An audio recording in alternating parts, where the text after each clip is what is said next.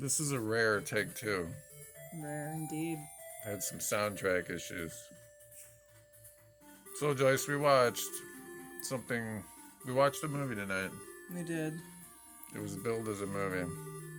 This, you know, just to start at the beginning, whoever made this movie was so lazy and stupid about it. They didn't even put in intro credits or anything.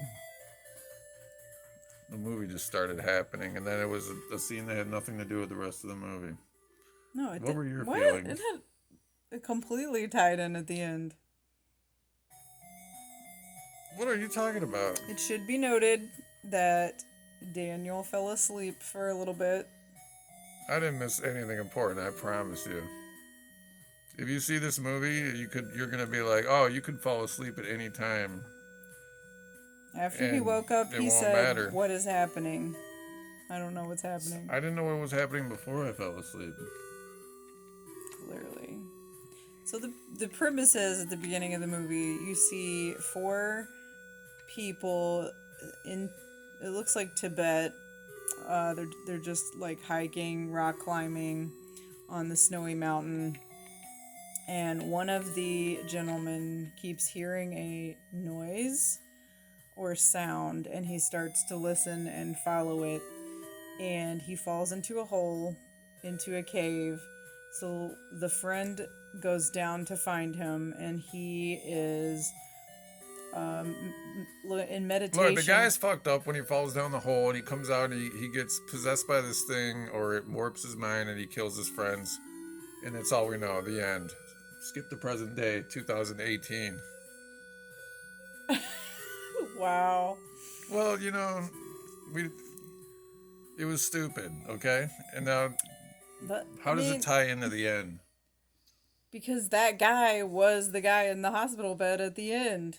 The empty man. Who cares? You said it had nothing to do with the rest of the movie. It completely did. And that guy was at the end of the movie. He was the empty man. No.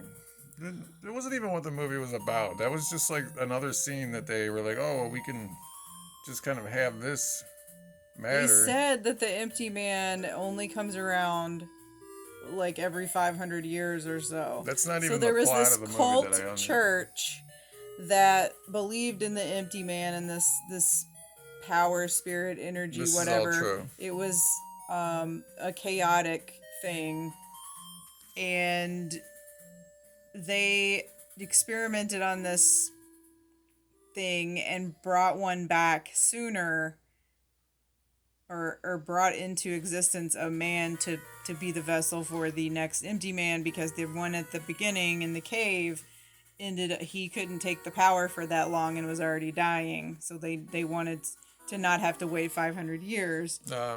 They wanted it to create their own so they could continually have the empty man. So, as you know, like I said, I fell asleep and I understand all this supposedly was supposed to be what happened in the movie.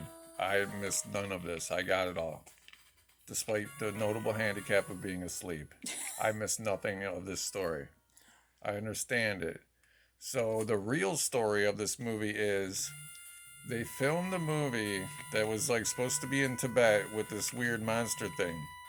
And then they filmed another movie with this guy who cheated on his wife while his wife and kid were dying, and he was unable to forgive himself and was mentally becoming crazy. Like, if you ever saw that movie, Puka, it was basically Puka. So they had both of these movies partially made, and they like ran out of money or something, or they just had to, they needed to pad the runtime. So they added the 2 movies together in order to somehow add this like cult dynamic in, which was like a third plot. So it's really just like it's like a Frankenstein of a movie, except it's nowhere near as good as Frankenstein or Puka for that matter. Puka.